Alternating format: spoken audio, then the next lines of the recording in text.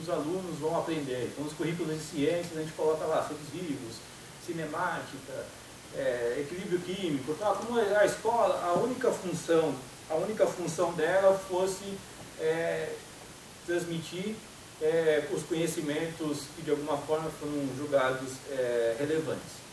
Mas quando a gente começa a olhar para a escola do ponto de vista mais sociológico, a gente vê que esse jogo de identidades ele acontece lá dentro. Então, a escola ela ensina muito mais do que o que a gente poderia chamar de currículo oficial, que é o currículo que está escrito nos programas e tudo mais. A escola tem o que alguns autores chamam até de currículo oculto, que é justamente uma série de coisas que estão sendo ensinadas para os alunos sem ninguém precisar dizer explicitamente. Então a escola ensina um monte de comportamentos. Então muitas vezes você vê que a gente como professor, a gente não está fazendo isso explicitamente. Então só para retomar o mesmo exemplo, então quando um professor ele vê que ele usa a norma culta da língua portuguesa, de certa forma, ele está induzindo os próprios alunos, e aí isso não é só na aula de língua portuguesa, a utilizar aquele padrão de linguagem. Até porque outros padrões não são permitidos lá dentro. Mas muito mais, constantemente a gente está ensinando um comportamento. Quando a gente vai lá e diz para o aluno, senta direito na cadeira. Então, a gente está dizendo que existem modos legítimos de ser. E por aí vai. Então, por isso que a escola ela vai constituindo uma identidade, mas aí na escola também a pessoa vai um pouco, não só esses comportamentos mais sutis, mas descobrindo, vai inculcando pequenas ideias. Por exemplo, então quando a gente está na escola, coisas que a gente fala muito para os alunos e que a gente talvez tenha que ter algum cuidado. Quer dizer, por exemplo, às vezes a gente olha para esse aluno e fala assim, aquele ali é de exatas. Aquele ali é de humanas.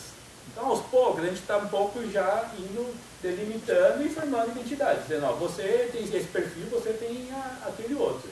Então, tudo isso é esse jogo essa dinâmica de ir formando identidade e um pouco dizendo que as pessoas são ou serão. E aí, uma coisa que eu não vou desenvolver aqui, mas se a gente pegar até o que é chamado, só para situar o que eu estou falando, chamado teorias pós-críticas de currículo, é toda uma área do conhecimento dentro de educação que lida com essas questões. Mas aí aqui eu queria falar mais do ensino de ciências e situar minha fala dentro dessa questão. Então, embora esse problema que eu estou começando a desenhar aqui com vocês, se a gente olhar na literatura educacional, faz uns 50 anos que isso já vem sendo debatido pouco a pouco, ou pelo menos há uns 30 que isso já é um problema muito claro, e na sociologia da educação, na psicologia da educação, isso tudo aparece com muita força. É muito recente esse debate chegar na área de ensino de ciências. Quando eu digo muito recente, eu diria que 20 anos na literatura internacional e nem 10 na literatura brasileira. Então, que essa questão que é, como que o aluno forma uma identidade? Como é que ele vai se desenvolvendo, como ele se enxerga, quem ele julga que ele é, e como isso afeta o ensino de ciências, é um assunto relativamente novo. E se a gente reparar, jogando com aquela mesma questão anterior, quando a gente pensa justamente, como eu comecei a falar, quando a gente pensa na etiqueta, né?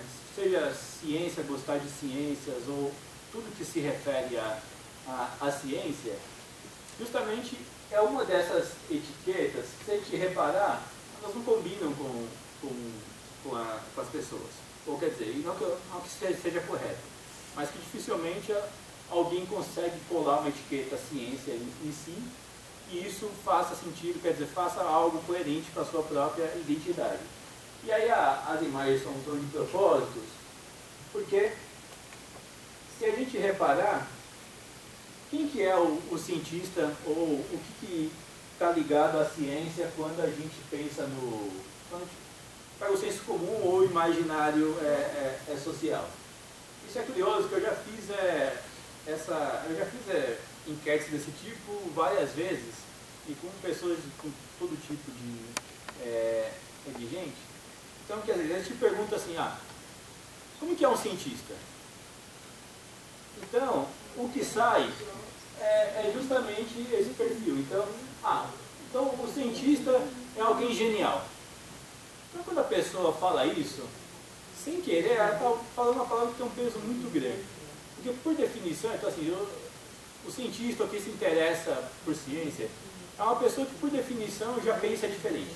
Então, você fala assim, aquele cara é um gênio porque ele mexe com ciência, você está dizendo, aquele cara ele tem alguma cognição, uma forma de pensar muito especial.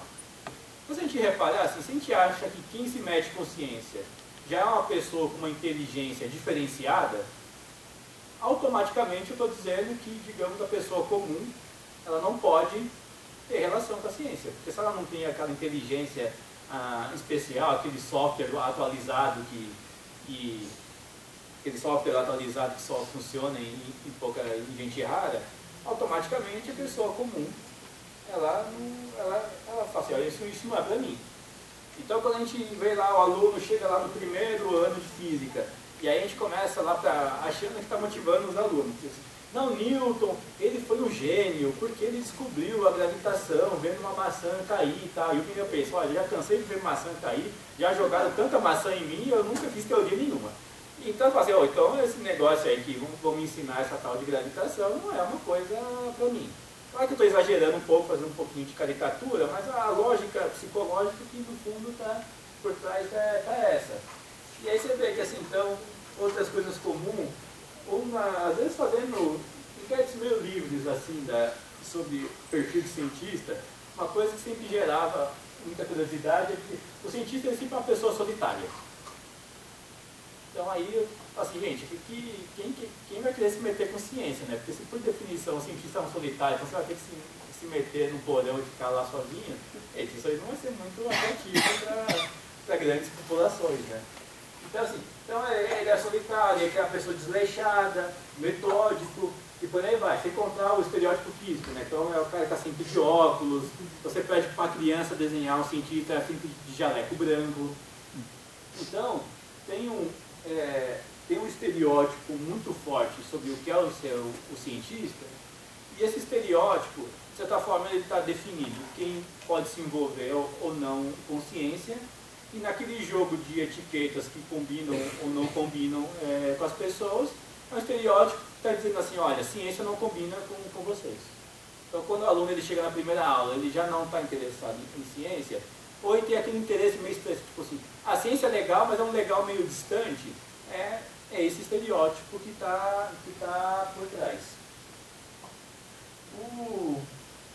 Isso tem uma certa razão de ser, porque, de certa forma, esse estereótipo de cientista ele não foi criado à toa. Então, no século XIX, o que aconteceu foi que, até mais ou menos metade do século XIX, a situação de um cientista na sociedade era muito parecida com a que hoje talvez seja um artista. Quer dizer, o cientista era alguém que ganhava reconhecimento social, muitas vezes tinha um patrocinador que garantia seus estudos, mas o cientista ele não era uma carreira formal. Então, a metade do século XIX, que aparece, a palavra ciência aparece nessa época, e nessa mesma época que ser cientista se torna uma profissão. E aí, para a ciência se tornar uma profissão, foi um momento da história no qual justamente a ideia de que só um grupo poderia se envolver com ciência, até porque as pessoas queriam legitimar aquilo como uma profissão específica e não como algo que qualquer pessoa pudesse se envolver. E nessa mesma época, se a gente olhar assim, metade do século XIX, é o momento onde está aparecendo, por exemplo, romances do tipo Frankenstein, ou Drácula, ou etc. Então, quem que era o Frankenstein, né? O Frankenstein ele não é... quando a gente fala do Frankenstein, a gente pensa no monstro. Só que o Frankenstein, na verdade, era o cientista, que era um cientista digamos, determinado demais no seu trabalho que faz a criatura. Então, todo esse estereótipo assim, do cientista maluco, mesmo na literatura, aparece nessa época. E aí o curioso é que isso tem 150 anos, numa época que, por alguma razão, isso apareceu. Mas esse estereótipo ele ainda é muito forte. Quer dizer, se a gente olha, por mais que tenha passado muito tempo nesse período, estudos em história da ciência tenham se desenvolvido, uma série de coisas, mas aquele estereótipo do cientista lá, do Dr. Frankenstein, ele continua muito forte. E às vezes, não fazendo, de certa forma, coisas monstruosas, mas mesmo quando às vezes a gente pega um livro didático e pega, sabe, aquele box especial que às vezes vai fazer uma pequena síntese do trabalho de um cientista. Gente, eu sou meio exagerado, mas de vez em quando eu acho aquilo um pequeno crime. Por quê? Porque se a gente começa a olhar aqueles boxes com mais cuidado, eles sempre, às vezes, são muito tendenciosos. Quer dizer, eles não estão falando do Dr. Frankenstein, mas eles estão sempre fazendo uma alegoria do cientista, que aí que é uma alegoria típica também desse período, que é você querer construir grandes heróis. Então, durante muito tempo, não só a história da ciência, como a história de todo tipo de história, elas gostavam de construir os grandes heróis da nação. Então, o Napoleão, criando a França e toda aquela coisa. Então, durante muito tempo, esses grandes heróis foram criados pela própria história. Então, até hoje, a gente carrega um pouco essa história estereotipada no nosso dia a dia, no nosso pensamento, nas nossas falas. Então, por isso que, embora o Frankenstein seja de 150 anos atrás, até hoje a gente carrega esse estereótipo de cientista e, sem perceber, a gente continua se referindo à ciência de um modo estereotipado. E se a gente pegar alguns exemplos mais concretos, e que eu acho que tem a ver com essa fala, e com problemas bem atuais. Então, às vezes a gente fala assim, mas será, então você pode desconfiar de mim. Você fala, mas será que então a ciência é realmente tão estereotipada? E aí, às vezes, olhando, a gente vê várias coisas curiosas. Então, primeiro que assim, a história da ciência é uma história de homens. Quer dizer, raramente contribuições de mulheres aparecem na história. E aí, no fundo, a gente tem um duplo machismo aí na história. Quer dizer, ao mesmo tempo que as mulheres sempre tiveram muito mais dificuldades de ter o direito de se envolver com ciências, então realmente houve menos mulheres atuando na ciência do que homens, por uma questão de um preconceito, mesmo quando isso aconteceu, essas mulheres elas foram apagadas da história. Então tem vários exemplos, então seja a Hipácia na antiguidade grega, seja, por exemplo, a astronomia, sempre que a gente vai fazer um curso de astronomia, o primeiro nome que aparece é o Tycho Brahe. É o cara que lá no século XVII fazia muitas observações astronômicas e que foi então muito importante para tudo que é astronomia moderna. Mas a irmã dele, a Sophia Brahe, também foi uma astrônoma importante e ela não aparece em livro nenhum, absolutamente em livro nenhum. Eu mesmo, que me dedico à história da ciência, descobri isso quase que por acaso há 2, 3 anos atrás, lendo um texto que pela primeira vez fazia referência a ela. Além disso, ali no meio, a Émilie du Châtelet, ela foi uma pessoa extremamente importante no desenvolvimento da física newtoniana. Então, a física newtoniana começou com Newton na Inglaterra, mas teve um desenvolvimento muito forte na França. E aí ela foi uma das pessoas que levou a física newtoniana para a França, traduziu a obra do Newton para o francês e que deu contribuições e que a gente estuda e nem ouve falar. A Liz Meitner, a terceira da foto, fez talvez um dos trabalhos mais importantes da física do século XX, que é pegar aquela equação do Einstein, aquela famosa equação E igual a mc², e dar uma interpretação em termos da física nuclear.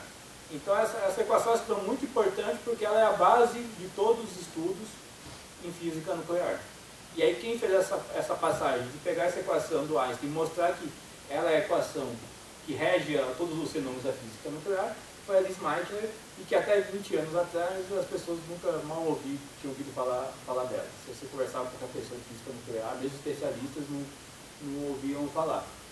Então, voltando para o problema mais concreto, eu lembro uma vez eu estava dando uma aula de física, e aí aquela coisa assim, primeira aula, você quer fazer uma coisa mais panorâmica para os alunos, aí eu fiz um grande traço na lousa, uma linha do tempo, e comecei a perguntar para os alunos quais cientistas eles conheciam. Aí eles começaram a chutar, né? Newton, Einstein, assim, nomes que eles já tinham ouvido falar. E aí eu fui colocando, e eu tinha feito uma linha do tempo para mostrar que cientistas são de diferentes épocas. Sei lá, de Newton para Einstein tem 400 anos de diferença, aí por isso que o que eles estudaram era muito diferente. E aí só tinha aparecido nome de cientistas homens. E aí na época eu mal estava começando a lidar com essas questões, aí meio que sem querer, aquelas coisas que você fala em sala de aula depois, você não sabe por que, você só descobre depois. Aí eu fiz uma brincadeira, eu falei assim, pô, mas ninguém vai falar o nome de nenhuma cientista mulher? E aí ficou a turma inteira assim, meio estado de choque, né? Tipo, eles nunca tinham parado para pensar que não só nunca aparecia, mas como eles também não sabiam nenhum nome.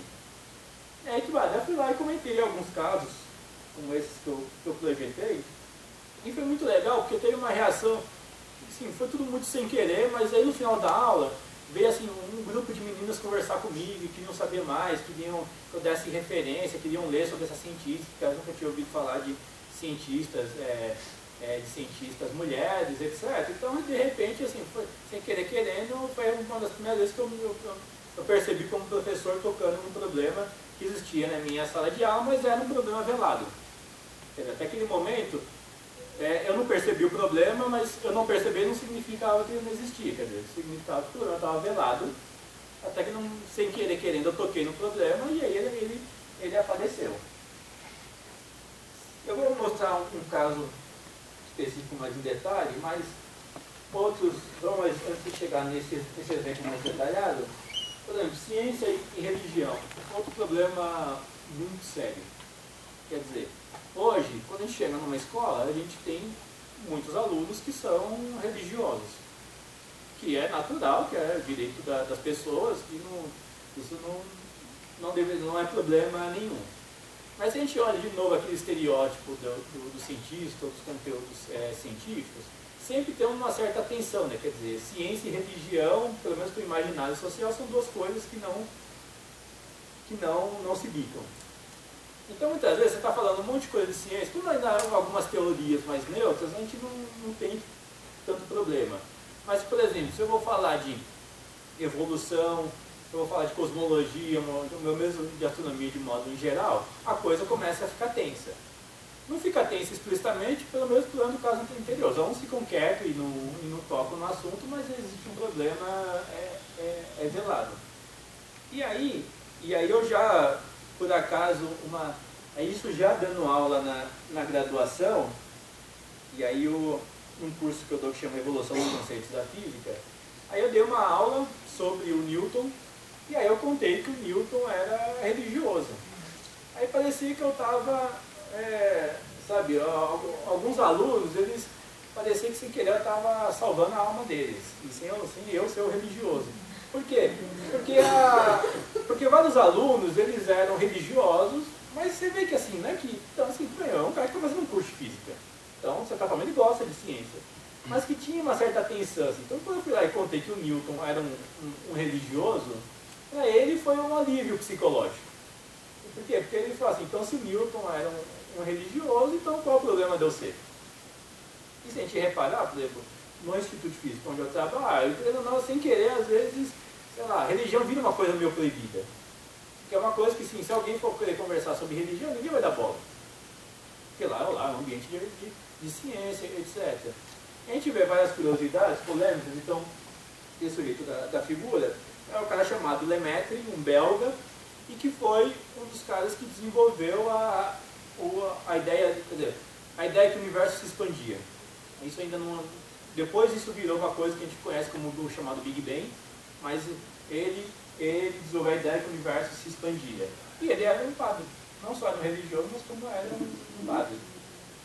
Então aí que a gente vê que Não nesse, e o trabalho que ele... E aí, por exemplo, tem muita gente que às vezes, eu já passo a palavra, muita gente às vezes, isso virou uma polêmica na história sobre os padres ter contribuído positivamente ou negativamente, etc. Mas o importante é, se você lê o trabalho dele segue todos os padrões científicos de qualquer autor da época. Então, é um trabalho matemático, etc. Então, se ele ser padre influenciou ele ter desenvolvido a teoria, sim ou não, tanto faz. O importante é que assim, isso não afetou, ele fez o trabalho no mesmo padrão científico que qualquer pessoa faz. Qualquer cientista da época fazia. Hoje, eu trabalho dentro da igreja, né? Então, hoje, essa visão de que a igreja e ciência não está sendo um pouquinho mais distanciada, de que uma coisa não atrapalha a outra. Então, dentro da catequese, do trabalho com crianças e adolescentes, a gente já trabalha com essa visão de que ciência são diferentes, mas não estão em choques. E a gente fala desses cientistas, eu trabalho com os adolescentes nesse sentido, de mostrar que grandes cientistas eram também pessoas dentro da igreja. É legal. Mas é curioso, assim, é legal, e assim, na igreja você faz isso, mas na escola a gente não faz, né? Então é isso que faz continuar um pouco a curiosidade, né? Mas tem outros segredos, eu mesmo ele veio de uma escola de gregorianos, ou padre, então ele foi, estudou, para depois ele fez a pesquisa dele lá com as Endílias e tudo mais. Naquela época, para estudar, tinha que ir para uma escola de padre que queria ter uma educação melhor, porque não tinha também. As grandes universidades eram católicas, né? Sim. Então, eu acho que assim, dentro dessa linha, religião e ciência não são a mesma coisa, também a ideia não é ser, mas não necessariamente elas precisam ter visões conflituosas. E aí também de novo um problema na história, porque, por exemplo, um dos episódios mais famosos da história da ciência é o caso do Galileu, que realmente foi num momento que teve, não dá para negar, teve uma tensão entre ciência e religião. Mas, e a gente localizar em algum outro momento da história, também essas coisas aconteceram. Mas a história da ciência não é uma história de conflito com a religião. Se você olhar, ao contrário, a maior parte do tempo é uma história de paz. No sentido assim, quer dizer, de ideias que foram se desenvolvendo e que sem, digamos, conflito nenhum. E aí não é porque em alguns momentos conflitos aconteceram que isso é a regra sobre quando a gente pensa a relação entre ciência e religião. Na mesma linha, por exemplo, coisas que têm sido também demandadas bem recentemente, raramente a gente dá importância à contribuição africana da história em geral, mas até para a própria história da ciência. E aí se a gente olhar, se eu pergunto assim, o que você imagina que tem no Congo, sabe? A gente pensa, a gente imagina um monte de gente correndo de leão, né, gente? Mas ninguém pensa, sei lá, numa universidade, num centro de pesquisa de referência no meio da África. Então isso mostra assim, um imaginário que a gente carrega, que nessa mesma linha, assim, claro, aí nesse caso uma história mais recente, mas de contribuição, por exemplo, de africanos à ciência, que muitas vezes são apagadas, né? Então a gente vê, e aí se a gente olha, se a gente entra na sala de aula comum. Então é uma sala de aula que tem garotas que querem se interessar por ciência, mas nessa mensagem subliminar estão sendo excluídas. Tem religiosos que querem se interessar por ciência, mas podem estar sendo excluídos. Tem alunos negros ou índios que estão querendo se interessar por aquilo, mas estão sendo incluídos. Por quê? Porque toda a sua história, toda a sua identidade, toda a sua cultura está sendo concebida implicitamente como alheia à ciência. E aí, vou só pulando para a questão inicial, quando a gente chega então no primeiro dia de aula, todos os alunos já jogaram a toalha e não estão a fim de aprender nada, a gente não sabe por quê. Voltando um pouco. Quer dizer, tem um monte de porquê aí por trás. São problemas muito velados, mas não significa que eles não existam.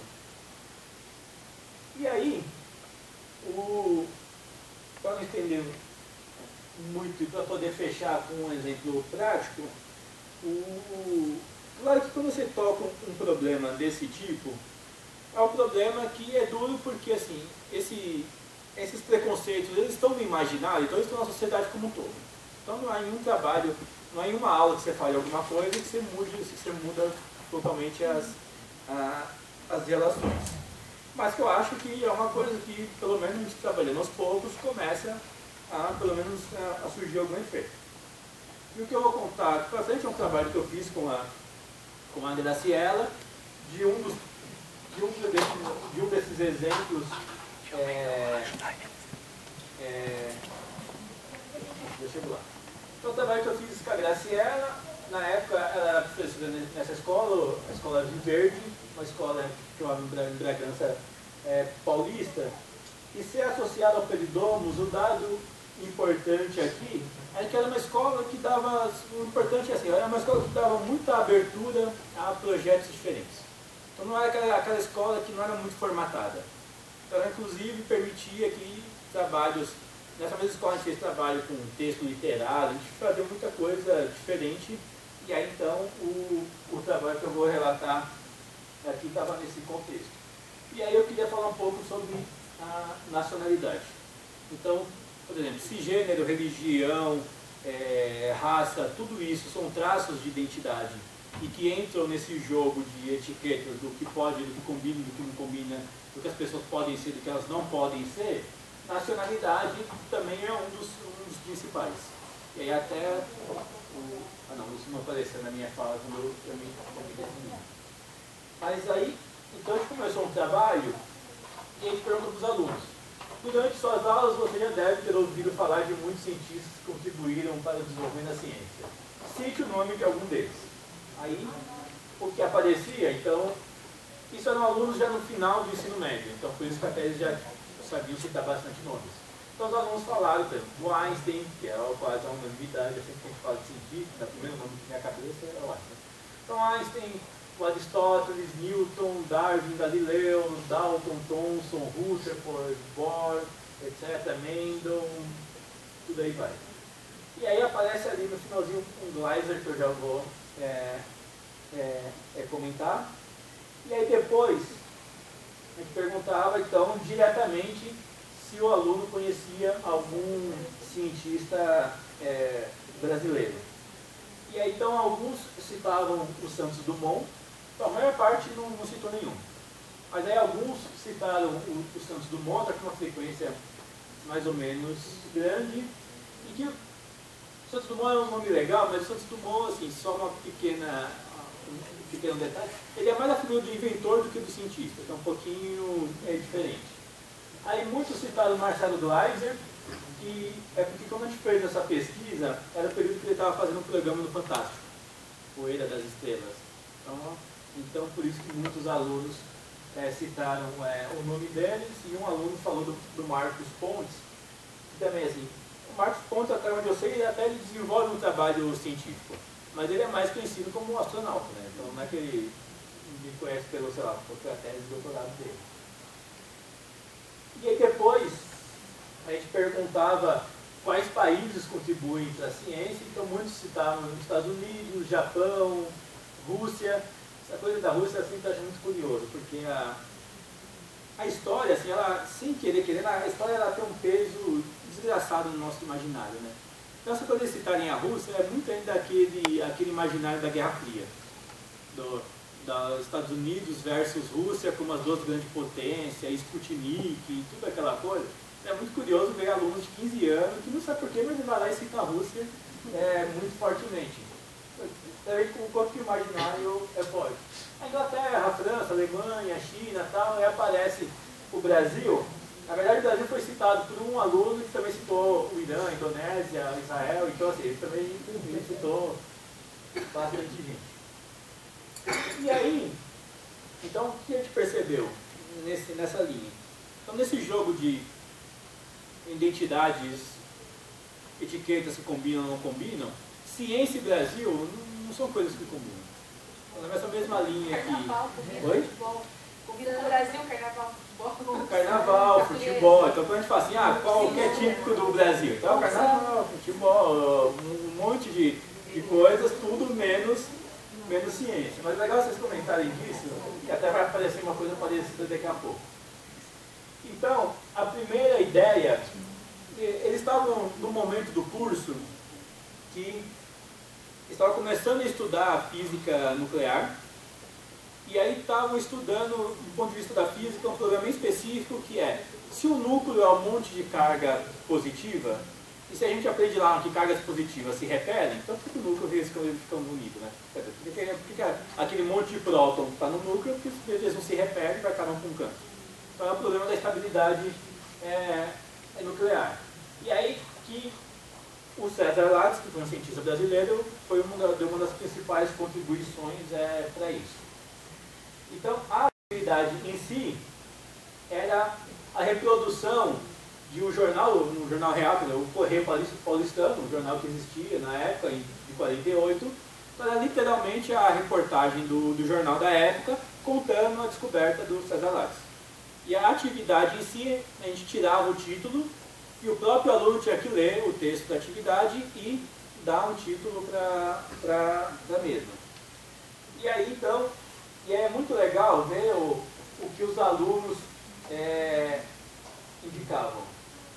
Então, essas são respostas de alguns alunos. Então, que tem já faz um spoiler, né? Por exemplo, o título que o aluno colocou: o Brasil não é só futebol. Então, isso é muito legal, porque revela uma coisa interessante, que é que eu falo, que são esses problemas que estão na sala de aula, estão velados. A gente vai lá todo dia, trabalha, como se ele não existisse. Mas quando você cutuca, ele aparece. Então, na primeira vez que o aluno ouviu falar da contribuição de um físico brasileiro, aí qual foi a primeira coisa que ele quis expressar? O Brasil não é só futebol. E é muito curioso, porque assim, a reportagem falava que era um brasileiro, tudo, mas, sei lá, o aluno poderia dar todo tipo de título. Quer dizer, o título não precisaria fazer referência a ele ser brasileiro. Mas aí quase todos falam assim, né? Aí essa segunda é legal, porque eu trabalho na mesma época que estava tendo aquela disputa do Brasil com os Estados Unidos para sediar qual foi a Olimpíada, não lembro. Eu lembro se era, que aí estava, acho que era o Rio de Janeiro disputando com Chicago, e aí o Obama tinha lançado o slogan, Yes, we can, que era o slogan um pouco deles lá, aí o aluno foi lá e ele foi muito doido, né? Ele falou, Yes, we can, porque é para provocar. Aí era mesmo brasileiro de vanguarda, surpresa nos Estados Unidos, César Lattes e tal. Então, esses foram dados importantes.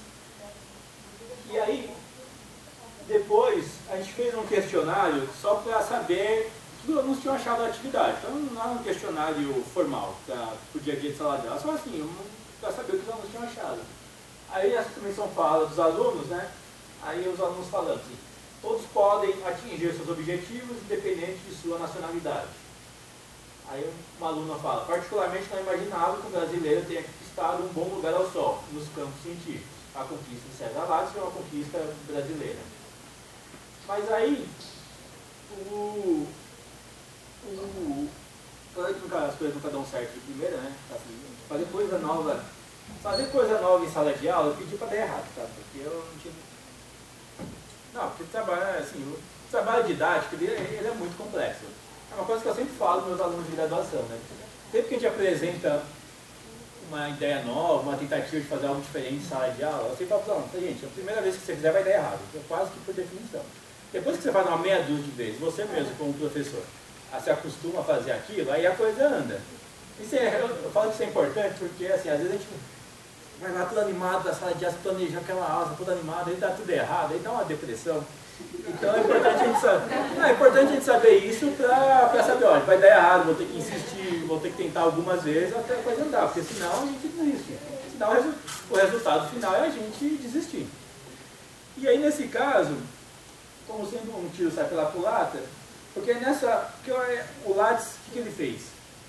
Ele, justamente, existe uma coisa chamada meson pi, que é uma partícula que é o que serve de cola lá dentro do núcleo, que é o que faz com que os prótons fiquem muito lá dentro. E o Lattes, o que ele fez? Ele criou uma maneira de detectar essa partícula. E aí ele fez a detecção em duas etapas. Primeiro, ele foi para o monte no Chile e fez a detecção dessa partícula com raios cósmicos. E são raios que vêm de... Quando tem por exemplo, uma explosão no Sol, Aí tem raios que são emitidos e que se você está numa região muito alta, tá, onde vai ter menos interferência da atmosfera, você consegue detectar os rastros dessa explosão, falando de forma bem geral. Então, o Lattes fez a detecção lá, e aí depois ele foi convidado para ir nos Estados Unidos para reproduzir a detecção em um laboratório. E aí isso era dito na reportagem. E aí então que veio o efeito negativo, até aquela coisa assim da brincadeira que os Estados Unidos vinha disso. Por quê? Porque alguns alunos, eles ficaram meio tipo, olha, pô, o cara era brasileiro, mas ele teve que ir para os Estados Unidos. E aí então, por exemplo, 4 alunos falaram explicitamente, mas não significa que outros não pensaram. Então, uma frase é: pode-se perceber que o Brasil tem pessoas que podem se tornar grandes, mas isso não ocorrerá no território brasileiro. Então, o facultativo sai pela culatra, porque ele, tipo, olha, tudo bem, teve um cientista brasileiro legal, mas o Brasil, então, continua não tendo ciência, porque o cara teve que ir para os Estados Unidos. E aí, para lidar com essa dimensão, a Graciela também ela já desenvolvia há algum tempo um trabalho de divulgação científica feito em laboratórios. Então, dos alunos visitarem um laboratório lá da USP, é o que a gente fez. Então, eu falei assim, tudo bem, para não ficar aquela coisa tão personalizada, só tipo, não teve um herói, o César Lattes que fez, etc. Então, para mostrar que existia ciência, que existe ciência no Brasil, então eles foram visitar um acelerador de partículas, o Peloton. Então, isso fica lá na própria USP. E é legal que, assim, é um acelerador de partículas que atualmente até já é um acelerador que tem 40 anos, então não é o supra-sumo da física de partículas. Mas é legal porque é um acelerador bem grande, então é uma máquina que pega todo um prédio de 8 andares. E aí a visita consiste em os alunos irem no último andar, verem como que um feixe de partículas é gerado. Então, quimicamente, como é que você gera um feixe de partículas e tal, e depois descer nos andares e ver todo o processo de aceleração até chegar lá no subsolo, na sala dos detectores. Aí o Marcelo Munhoz, um colega lá da Física Nuclear, que em geral acompanha, faz esse trabalho junto com a Graciela de divulgação. E depois tem, então sempre assim, faz uma primeira apresentação do que é feito lá, vai nas instalações e uma conversa final. Aí aqui o São Marcelo, que é a fonte de íons, onde começa todo o processo. Aí aqui a parte já de detecção. Aí a sala de controle, lógico que os alunos estão pedindo, estão fazendo bobagem. E por aí vai. E aí, tentando já ir fechando para ter tempo de um pouco de ponto de pergunta. O que é legal dessa visita?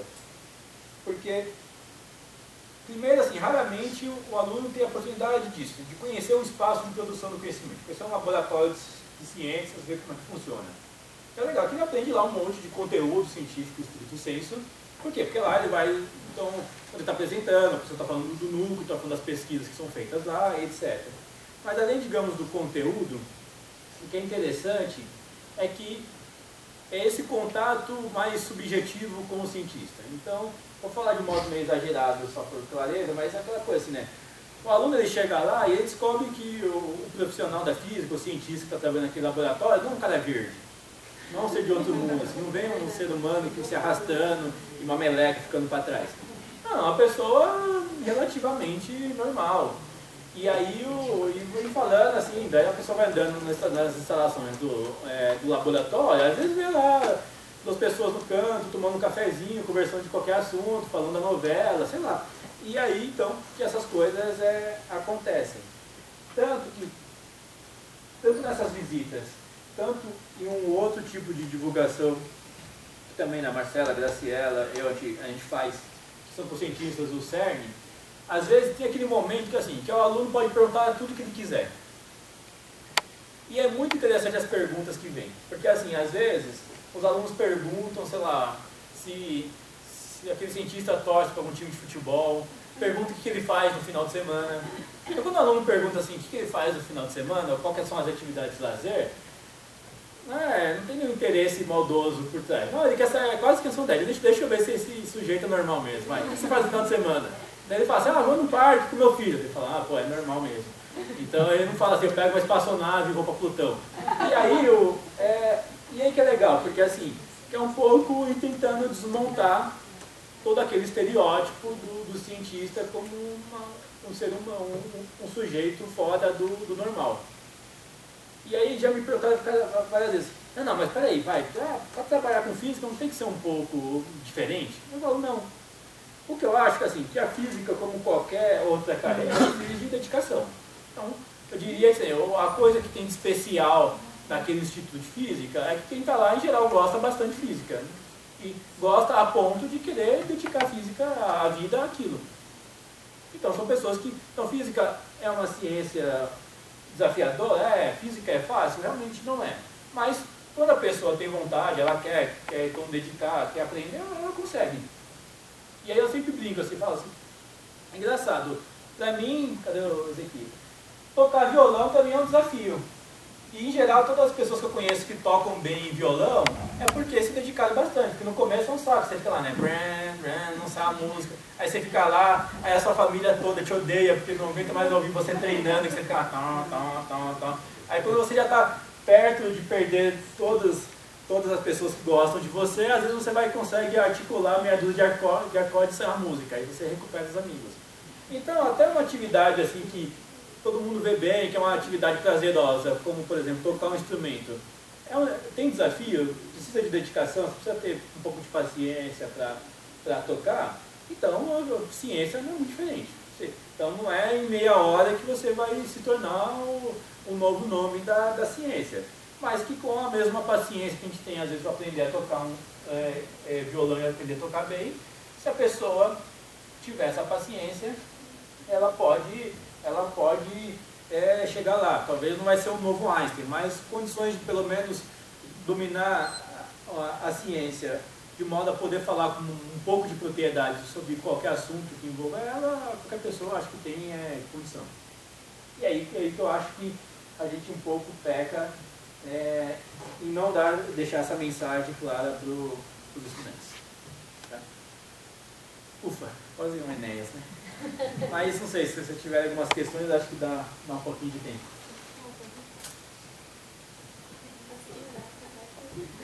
Você falou da evolução da mulher, que ela faz parte da ciência. E hoje em dia, qual é esse papel da mulher na graduação da ciência? Da física, eu quero saber como que a mulher está mais participativa nos cursos de física, ou ainda é minoria, ou está igual? Então, porque é um tema muito interessante, as pessoas têm feito estudos sobre isso, atualmente tem crescido bastante os estudos sobre isso. Então, eu acho que assim, a boa notícia é que a situação melhorou bastante nos últimos anos. Se a gente reparar, no começo do século XX, as mulheres, era no século XX que as mulheres passam a ter o direito de cursar a universidade. Isso eu estou falando até na Europa, Estados Unidos, etc. Então, em 100 anos, melhorou bastante. E hoje, o que se nota é que a gente chegou numa condição que, por exemplo, a procura em cursos de exatas já está ficando equilibrada. Equilibrado talvez assim, por exemplo, 60% e 40%, 60 homens e 40 mulheres. O que acontece, e aí que eu acho que é o que a gente tem que ainda batalhar para não acontecer, é que, por exemplo, na carreira científica, quanto mais, digamos, no topo da carreira, menos participação feminina acontece. Então, por exemplo, na graduação, em geral, por exemplo, se forma a mesma quantidade de mulheres que homens. Aí, por exemplo, se você vê assim, quem conclui doutorado, aí já é um pouquinho menos de mulher. Aí quem se torna uma pesquisadora numa universidade, um pouquinho menos. E aí quem se torna, por exemplo, titular, que é o topo da carreira, aí um pouquinho menos. Então você vê que ao longo da carreira vai crescendo a diferença. Então, resumindo, a ciência ela ainda é machista, ainda há mecanismos machistas de avaliação e por isso que os homens acabam crescendo mais na carreira do que as mulheres. Então hoje a gente não está em plena condição de igualdade, não. Mas acho que E essa já pergunta pessoal, você acha que o homem tem mais facilidade para entender física do que a mulher? Não, tudo que eu estou falando é o contrário. Eu acho que não tem diferença nenhuma. A única coisa que explica isso é o preconceito. Porque o que acontece? Por que eu falo que é um preconceito? Estou pegando esse caso mesmo de evolução numa carreira. É uma cultura já pré-disposta desde os primórdios que a mulher é cuidadora do lar. Então, a partir do momento que ela sai desse estereótipo para entrar numa carreira científica, ela está deixando de cumprir o papel dela para que ela foi destinada, que é a cuidadora. Então, mas se você for ver, o homem também não assumiu. Se houvesse uma divisão, mas mulheres que com esse rompimento, esse estigma, esse rompimento de que o homem tem condição de fazer papéis femininos e a mulher tem condição de fazer papéis masculinos, que é o que está acontecendo hoje, pelo menos eu vejo assim, eu acho que há um leque muito grande de possibilidades femininas. Sim. Né?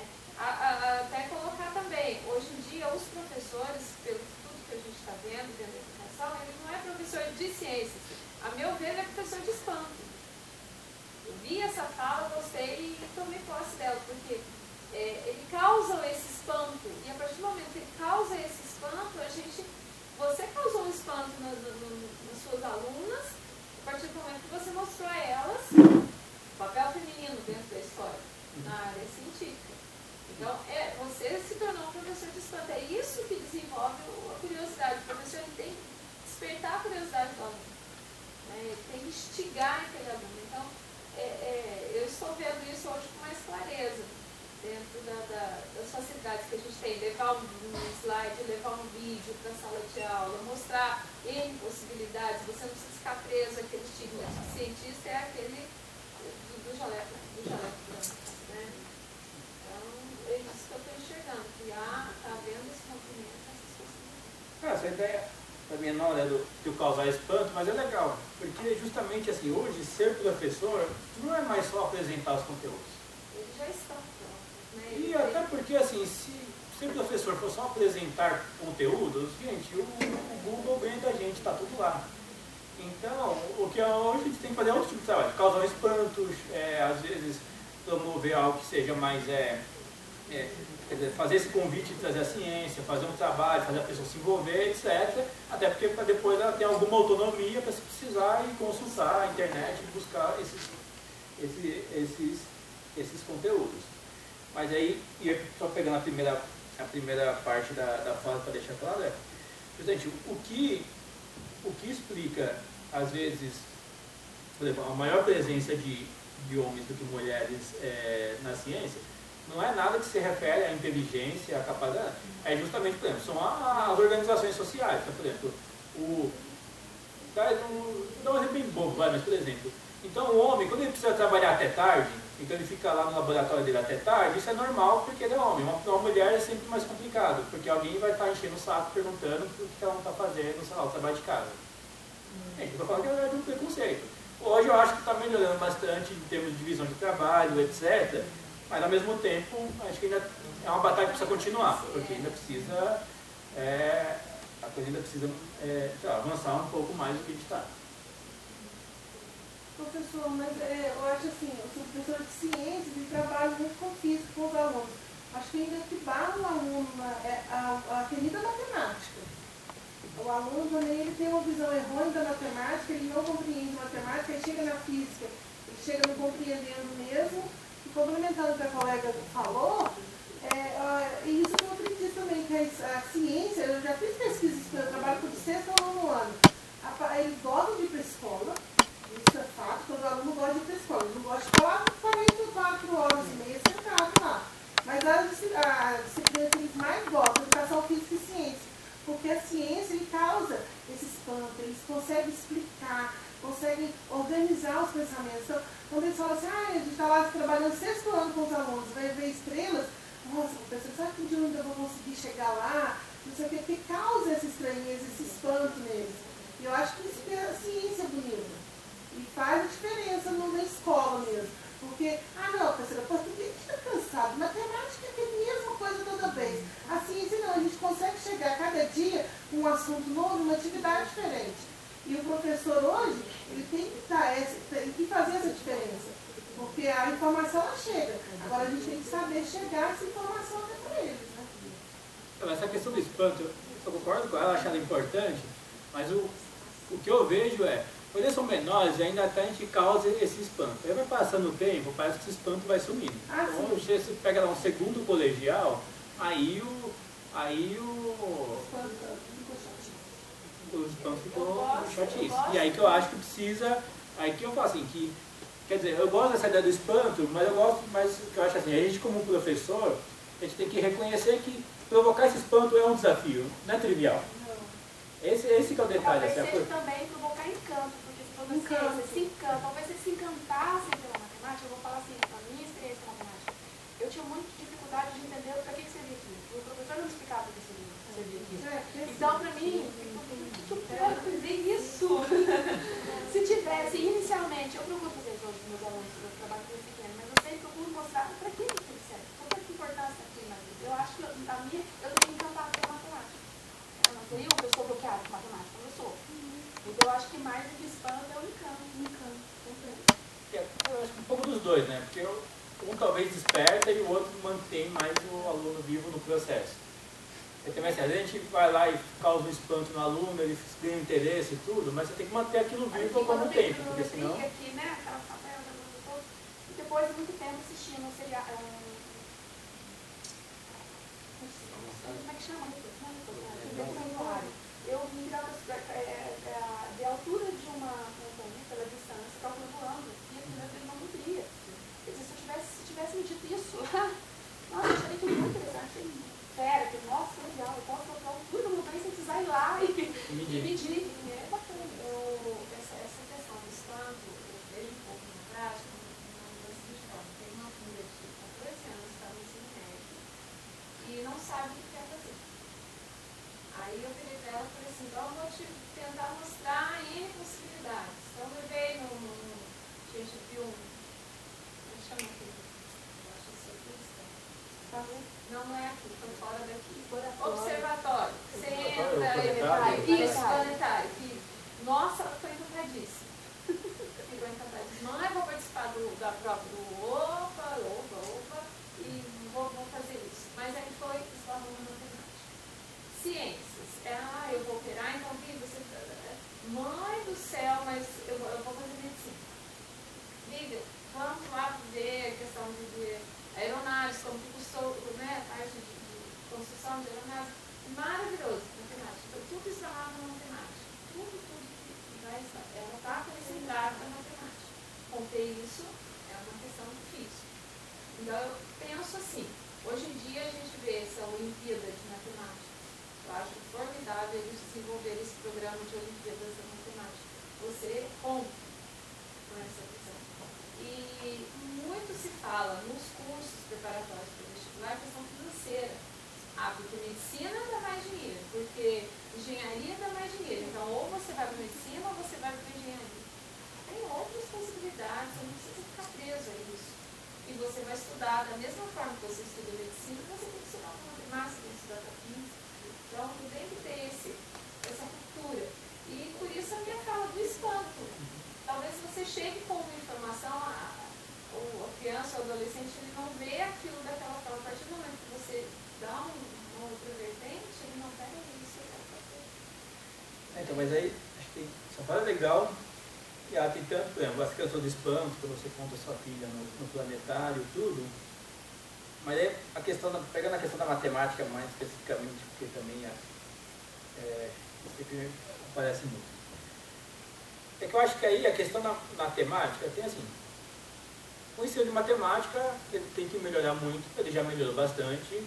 Eu não sei se alguém aqui dá aula especificamente de matemática, mas hoje sim, hoje tem, sei lá, eu não conheço tão bem, mas sei lá, trabalho com jogos, né? Então aprendendo matemática com jogos, e aí os estudantes ajuda eles a destravarem um pouco, então no meio de um jogo ele aprendendo matemática e tal, são coisas legais. Mas uma coisa que eu tenho notado, e que também hoje se tornou até uma dificuldade para mim como professor já numa universidade, estou lidando com alunos de graduação. Que assim, os alunos, e uma coisa que eu acho que cultural, que acho que a gente vai ter que lidar bastante. Os alunos hoje eles persistem pouco. Quer dizer, eles têm uma relação com o tempo muito diferente do que eu tive.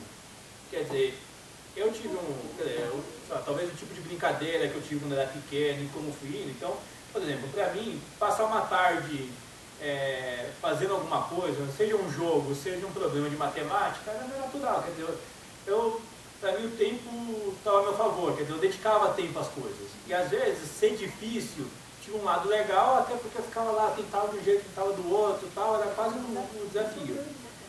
Hoje, os alunos, a relação deles com o tempo é muito diferente. Quer dizer, ele tenta uma vez e se não consigo para.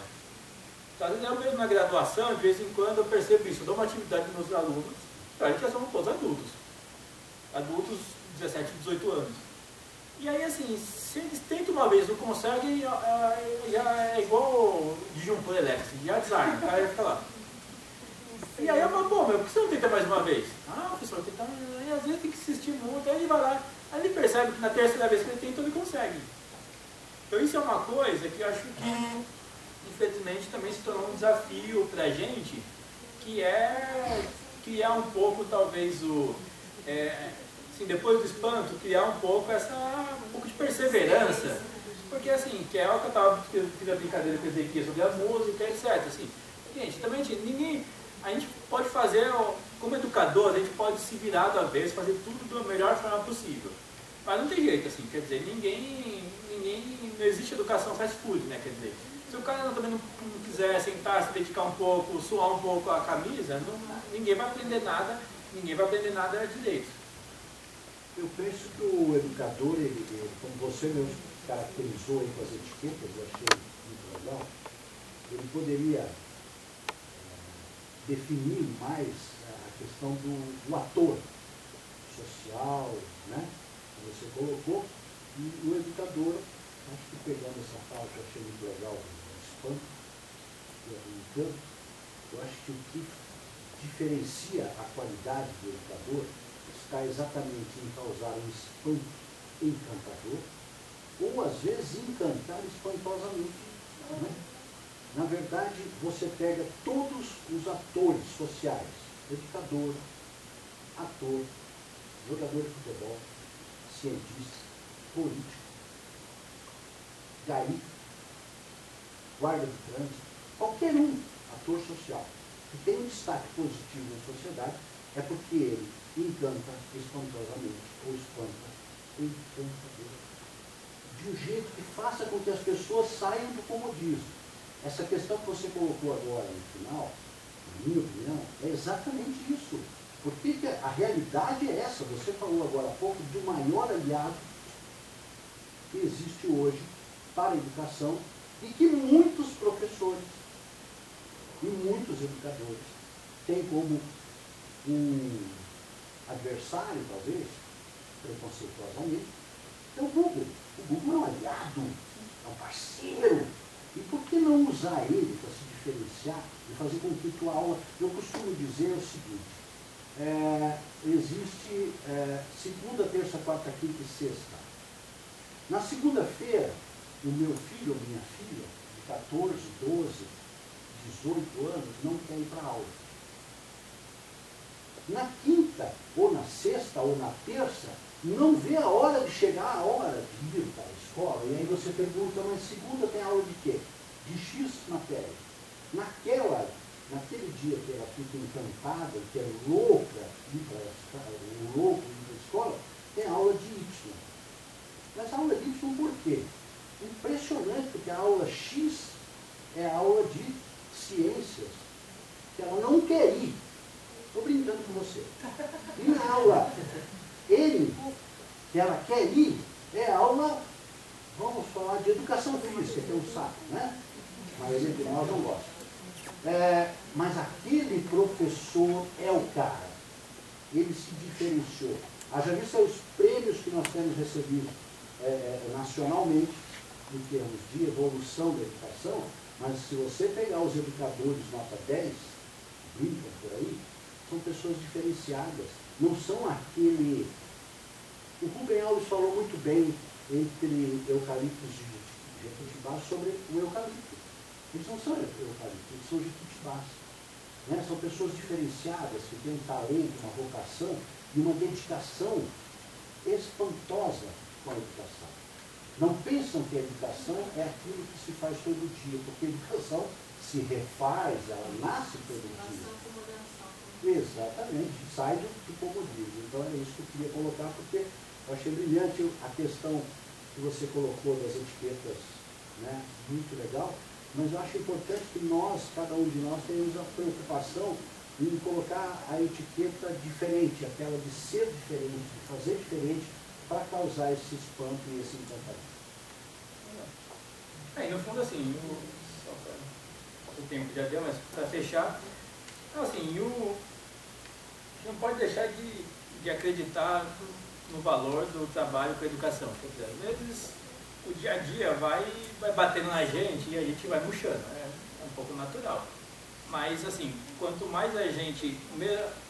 Se a gente não acreditar naquilo que a gente está fazendo, aí a gente não encanta, nem espanta, nem nada. Como você falou assim, ai de nós, educadores, deixarmos sonhar as coisas possíveis. Professor, mas um grande entrave que eu acho, assim, eu não sou formada na UNITEI, participo de várias ações aqui, vários projetos. Eu vejo muito assim, por exemplo, entra lá 20, eu não sei se tem alguém da área de física, da área de química, da matemática, entra lá 20 alunos. Aí não sei o que vai desmotivando eles durante a graduação, forma um aluno, aí fala assim, não forma nenhum. Ou muitos dos que formam nem chegam para ir para a sala de aula, e a gente chega a faltar mesmo. Aqui em Itajubá, falta professor de física. Olha, a gente está num polo onde forma-se professor de física, às vezes falta edital de escola pública, fica lá 1, 2, 3, 4 editais e não vai professor de física, química. Então, eu acho assim, não só essas licenciaturas, eu acredito que daqui uns 15, 20 anos, o professor vai ser um ser distinto. Ele vai ser um professor assim, vai ser uma espécie que já vai estar quase no museu. Porque ele, a tendência é essa. Essa tendência. Uns 20, 30 anos, eu acho que mudar a concepção, mudar o jeito, é o encantar, é o espantar, é o mudar. Porque a gente está em sala de aula, a gente vê a dificuldade. Hoje, assim, até professores mais antigos ou professores mais novos não conseguem mais lidar com o adolescente do dia de hoje. O adolescente de hoje ele é muito imediatista, ele quer tudo para agora, para ontem, é celular, é informática, aí a gente não sabe se ela é aliada, se ela é problema, aí o dia passa e as concepções vão mudando. Eu acho que a gente tem que achar, a gente que está aqui no núcleo de formação, achar um caminho para isso. Ou vai ser tudo EAD, ou vai mudar a concepção que a escola, desde que a escola é escola, ela está do mesmo jeito, todo mundo enfileiradinho, quadro negro lá, e a gente tentando passar alguma coisa para os alunos, aí tem algum professor que é mais firme, outro que, né? E assim vai. Quantos de nós somos aqui professores, a gente sabe da realidade, que é essa que eu estou falando, de sala de aula de escola pública mesmo, que está acabando, a gente não sabe o que vai ser dela. Coloca aí também que é muito ainda esperar a resposta do aluno, o professor ele espera, como que eu posso explicar? Ele espera ouvir sempre, como a gente pode explicar isso? Aquela mesma respostinha certa do aluno. Se você sai disso daí, você não consegue avaliar. Você é ruim, a sua avaliação de desempenho cai, é um sistema que coloca um cabresto em você e faz você seguir aquilo lá. Ridículo, né? Isso daí. Se o aluno der uma resposta que não está de acordo com o livro, ou que está de acordo com o conhecimento, você não é um bom professor. Eu concordo. E aí eu acho que assim, tem duas coisas para pensar. Então, por um lado, eu acho que assim, tem dois eixos, digamos, complementares. Por um lado, eu atualmente não tenho quase nenhuma dúvida que a gente precisa fazer uma reestruturação da escola como um todo.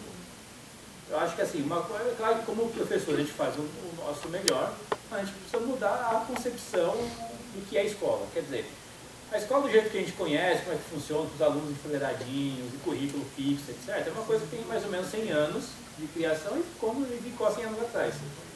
Então, nessa linha, assim, cada vez mais, às vezes a escola tem que ser, por exemplo, menos uma coisa de resposta certa, no sentido de assim, o aluno só saber repetir a resposta certa. Não é que não existe certo e errado, claro. Mas, por exemplo, mais que essa resposta certa seja, fruto de uma pesquisa.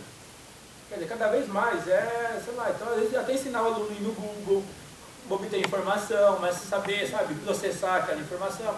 A informação a gente consegue tirar muito fácil do Google, mas processar aquela informação e gerar conhecimento, aí tem um processo mais detalhado. E aí tem aquele trabalho com o aluno de fazer ele digerir o conhecimento, digerir para virar conhecimento. E isso vai envolver muita coisa. Enquanto a gente continuar preso com aquela coisa de, sabe, 2 aulas semanais com horário fixo e tal, em alguma hora essa coisa vai ter que romper. Então tem assim, modelos alternativos, tipo a escola da Ponte, que se tornou um exemplo conhecido e tal. Tem vários exemplos, tem várias iniciativas pontuais, mas que já tentam fazer algo Ele está sugerindo a não fragmentação de conteúdo. Para nós do ensino fundamental, já veio essa sugestão, a não fragmentação de conteúdo. Mas a gente encontra uma resistência muito grande na família, na sociedade. Você trabalha com a não fragmentação, você propõe, por exemplo, uma atividade de ciências onde a matemática, onde o português, a alfabetização está presente, mas o pai quer aquele caderno de português, aquele caderno de matemática, meu filho não vai conseguir estudar se você não der um caderno certinho, se você não der o questionário. Então nós encontramos ainda uma resistência a essa proposta de movimento. Acreditamos, Tem que trabalhar a interdisciplinaridade, né? Porque a matemática hoje há muitos exercícios, vários exercícios do mesmo assunto. Uma escola assim, acho que o aluno não quer hoje. Então a gente tem que, por exemplo, romper, mas no fundo até eu ia complementar com o que você já adiantou. Mas esse processo, quando eu fiz até aquela brincadeira, a primeira vez que a gente faz errado, tem um pouco a ver com isso. Quer dizer, o processo de mudança educacional, a gente não pode ignorar que tem uma inércia enorme que a gente tem que encarar. Quer dizer, mudança não é fácil. Mudança é uma coisa boa, mas ela não é fácil. Quer dizer, sempre... E é isso, assim, quando a gente começa a fazer alguma coisa diferente, por exemplo, os próprios alunos têm resistência, porque eles ficam meio desesperados. Peraí, ele não, aquele jeito tradicional ele não gosta, mas ele já está acostumado. Então quando você rompe, ele já tem uma resistência ali. Aí quando você rompe a resistência do aluno, vem a resistência da família. Quando não vem a própria coordenação da escola e tudo mais. Tem todo esse... Então, assim, eu acho que até, por exemplo, muitos autores, por exemplo, o Rubem Alves, que foi citado, tem muita gente que já indicou, digamos, o caminho da mudança. Mas fazer a mudança tem toda uma dificuldade, porque é um monte de obstáculos que a gente vai ter que ultrapassar para isso. Mas só para não deixar passar a provocação do apagão de professores, eu concordo que esse apagão ele vai acontecer, mas aí eu vou ter que falar uma coisa polêmica, mas não tem muito jeito. Quer dizer, então a gente está aqui concluindo que nós somos professores e que nós, no bom sentido da palavra, temos que fazer uma revolução, porque a gente tem que mudar muita coisa. Legal. E aí o problema é que a carreira do professor tem que ser valorizada de modo adequado. Por que está tendo um apagão? Porque, sabe, os alunos aqui fazer aula comigo lá e eu vou começar a falar com eles assim, de tudo que eles têm que fazer diferente para ser um bom professor de física. E aí, assim, depois o cara vai ver o salário inicial dele e descobre que é muito pouco, desanima. Então, a última moda lá é quando eu chego para dar, em especial, cursos para final de graduação, assim, os alunos do último ano, chega um monte de engravatado. Por quê? Porque o Itaú já cooptou, já foi pro lado do verbo da força. Quer dizer, por quê? Porque o cara ele vai lá e descobre que o salário inicial dele trabalhando no banco já é mais do que o salário de um professor de carreira. Então não tem jeito, assim, quer dizer, é claro que é muito nobre quem está na sala de aula, está batalhando, acredita na causa, etc. Mas enquanto a gente depender muito só das iniciativas mais individuais, do amor que às vezes a pessoa tem e fala assim, não, eu quero continuar batalhando porque eu acredito nisso, não dá para fazer política de Estado na base do heroísmo de pessoas. Então, não tem jeito, assim, enquanto o salário médio do professor no mínimo dobrar, não dá para continuar a conversa. Porque aí que você vai continuar, porque aí que os professores vão se formar e vão querer ser professores. Principalmente na perspectiva econômica que está nossa, agora, de jeito não estão querendo cortar, Mas a gente, que é aluno de graduação, entra numa sala para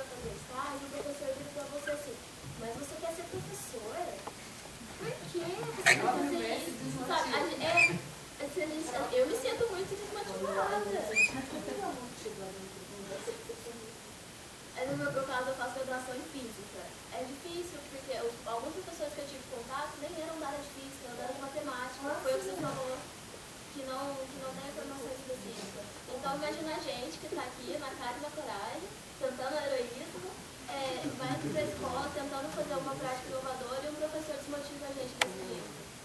É complicado. Porque o próprio professor já está na vida desmotivado. Pois é, mas aí vem a questão do biscoito. Ele vende mais porque é sequinho, é sequinho porque vende mais. Se você, que é uma menina que está começando agora, fizer um leve, não precisa aprofundar não, um leve estudo. O que os professores são de importância dentro da sociedade, me perdoem os colegas, por favor, eu sei que eu vou ser crucificado, porque já tentaram. Dentro de qualquer prefeitura, o maior público que existe é a educação. Concorda? E o que os professores ao longo do tempo fizeram? Com eles mesmos. Vou dar um exemplo para vocês pensarem, por favor, não me crucifiquem. Vamos só traçar um paralelo entre os metalúrgicos e os professores? O que acontece quando tem uma greve de professor? 90% se esconde embaixo da cama. E ainda torce para dar errado para poder abrir. Não deu certo, eu falei isso. Entendeu? É uma classe totalmente desunida que não tem um pingo de motivo para ser desunida, porque tem 1 milhão de pingos, ou seja, o conhecimento histórico, para saber que somente, aquela frase ridícula de novo, a união faz a força. E onde está a união? Desmotivando você a ser professora. É aí que está a força, a hipocrisia, o status quo que perderam, mas acredito que tem, daquele que chegava numa inauguração em 1964, 65, e tinha no palanque o prefeito, o deputado federal, o senador, o governador, o presidente e o professor. Hoje, o professor é mandado, obrigado a ir numa inauguração aplaudir um idiota que se elegeu e não sabe o que está fazendo lá, mas ele se elegeu. E eu não estou falando mal de político porque eu acredito demais na classe política. Entendeu? Nada contra político, muito pelo contrário. Mas tem políticos que são eleitos pelos filhos de professor, pelos filhos que os professores educam, e são eleitos para destruir os professores